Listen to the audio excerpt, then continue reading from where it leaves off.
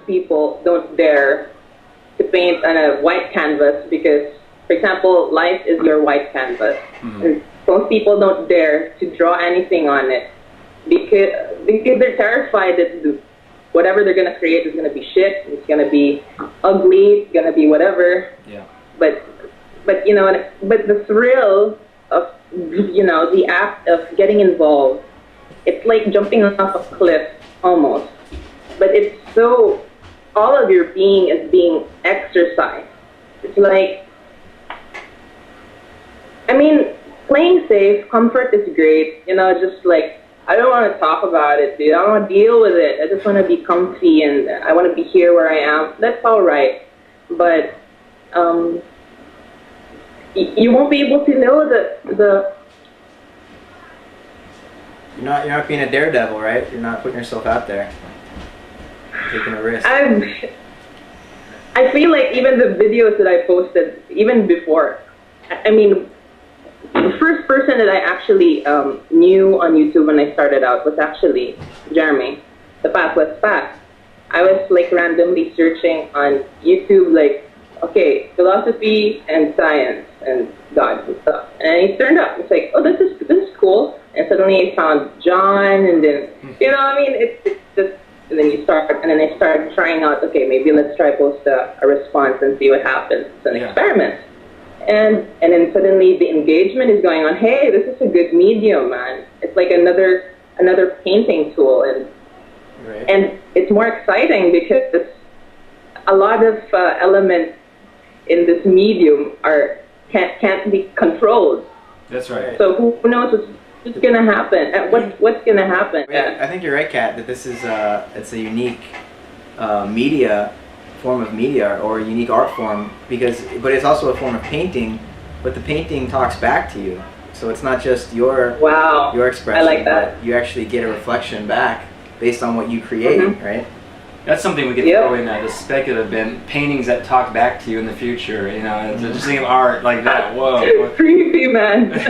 Ooh, it's a Mona Lisa. Yeah, I know, I get it. Not only is it watching you, it can criticize you. Oh no. Bring in the rational side, criticize.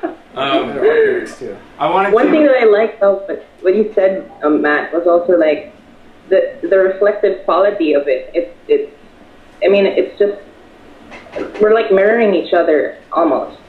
And before, I'd like to get a bit more personal, mostly because I want to get it off my chest, in the sense that, like, when I started posting that response to Zach, I mean, it's just like, what the fuck am I doing? Why I don't have to do this. Yeah. This is, what the hey? I mean, I got friends from different kinds of circles who have different kinds of opinions about stuff. Is really smart and are artistic or plain crazy and insane. And like, why? And then I see, like, if I don't do it, I'm just going to be in the same place where I was before, and I'm not going to see anything new and not going to move forward. That's right. And I hate it. I really hate it when people are just like, yeah, the world sucks. Yeah, oh gosh. I mean, crush, Yeah. It's like nobody holds anyone accountable.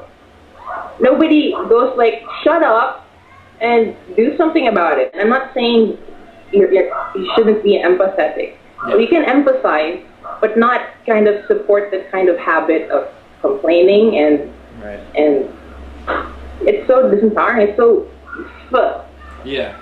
Kat, I wanted to ask you, could you use this medium as a chance to really express the concerns you have for your area and the people that are around you that you deal with on a daily basis? Because this is a medium that a lot of people are now subscribing to, and a lot of people with big channels actually are subscribing to. So they're going to see this, whereas previously they might not have.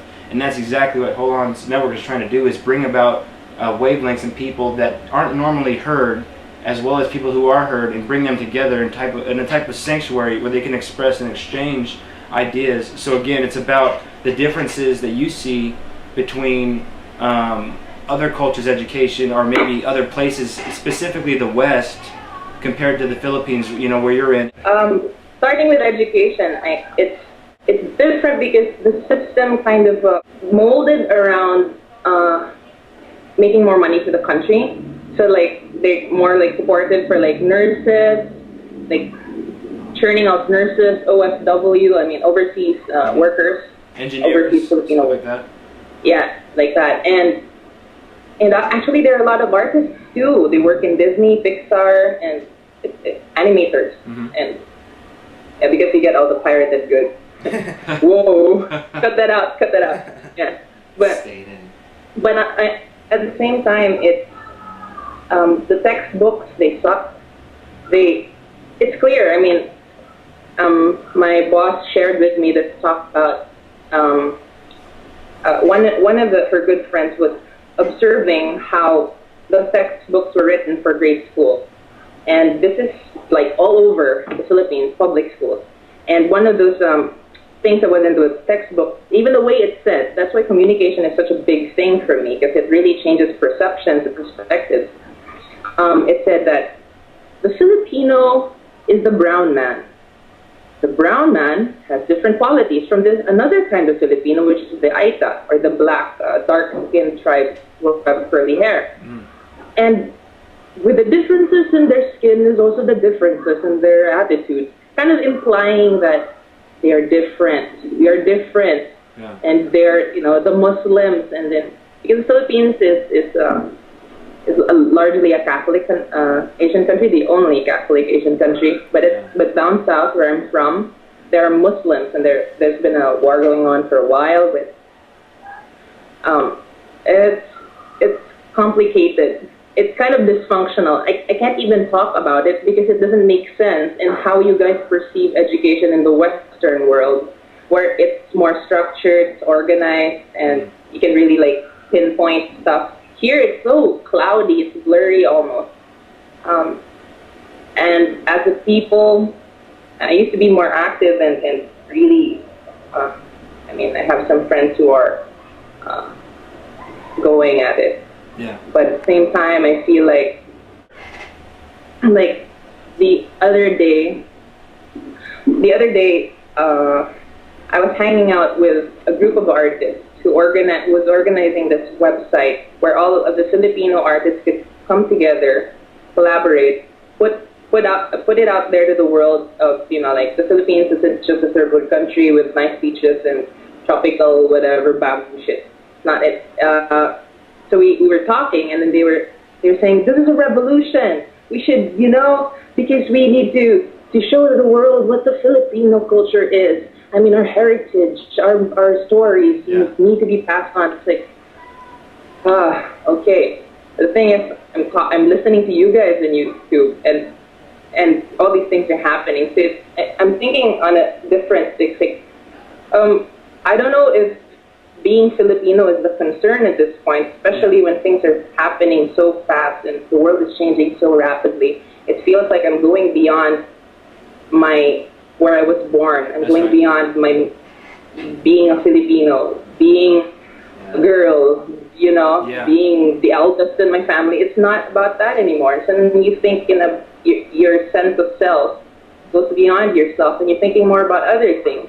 Excellent. Do you think it's the internet that's really allowed you to get that perspective, whereas otherwise you only get, maybe there'd be a few television shows where you would get news from outside of the Philippines, but generally, if you didn't have the internet, we have news. Right. But I mean, the internet allows you to not only get news from other countries around the world, but you get the culture, like with YouTube. You can see these conversations taking place in a totally different social context, and you start to get a sense for a planetary culture that transcends, whether you're American or Filipino or Chinese or Russian. Actually, there's something trying to emerge that's larger than any nationality or race or culture in particular, right? Yeah. I completely agree. Something that's all-encompassing and inclusive. Because I feel maybe the reason why all of these revolutionary efforts aren't quite getting where they want to go is because, okay, they're coming together, they're converging for a cause, but at the same time, they're also cutting off.